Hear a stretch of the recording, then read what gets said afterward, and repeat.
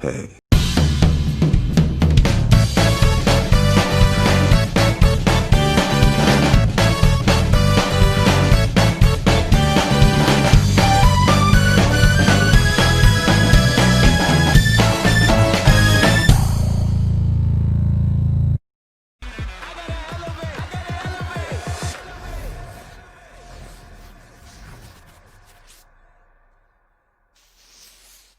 There will be some spoilers in this video, so if you haven't seen Into the Spider-Verse, you might want to click off this video, watch the movie, and then come back and we could talk about it. Spider-Man Into the Spider-Verse was a movie I was excited for simply because it was a Miles Morales film, and I've always loved Miles. I wanted to see him get the on-screen treatment, live action or not. I just wanted to see him on screen.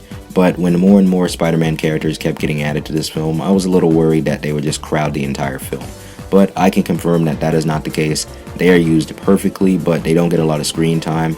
But I'm actually happy about that, because if they came in earlier, they would just be wasting space. I'd compare this movie to the Lego Batman movie, a movie that pokes fun at the franchise, but also is a good film for young and old fans to enjoy.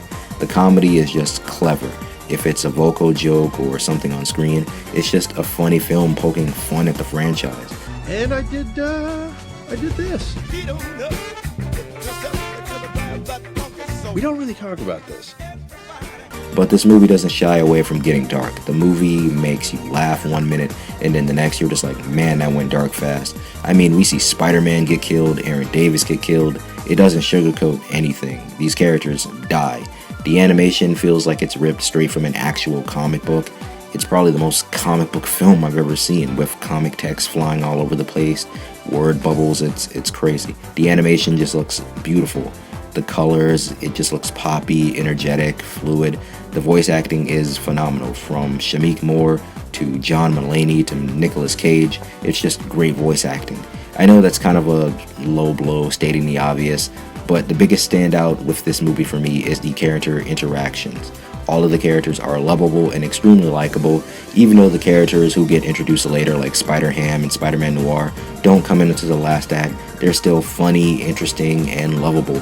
Never in a million years would I thought I'd want to see a Spider-Gwen movie, but this movie not only gets her character right, but all the characters I want to see again and maybe have their own solo outings one day. But the biggest standout in this film for me, and I'm pretty sure everybody has said this, it's Miles Morales. I didn't think you could make a character better than his comic counterpart, but they did. He's amazing. He doesn't want these powers, but he doesn't really have a choice now. He doesn't want to let Peter down, and he has a lot of people cheering him on who he doesn't want to let down.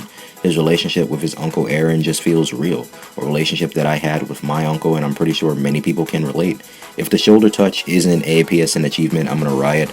Also, before I go, I can't wait to see what they do with the sequel. We're getting even more Spider people, and rumor has it that we're getting Japanese Spider-Man, and I am so excited, but we'll see. So coming up next in the Spider-Man movie retrospective, we will be concluding things with Spider-Man Far From Home.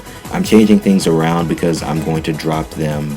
I'm tired of doing the weekly schedule, if that makes sense, because I like dropping the videos, you know, together instead of just waiting and sitting on videos and just having them in private. So I'm going to put them out together.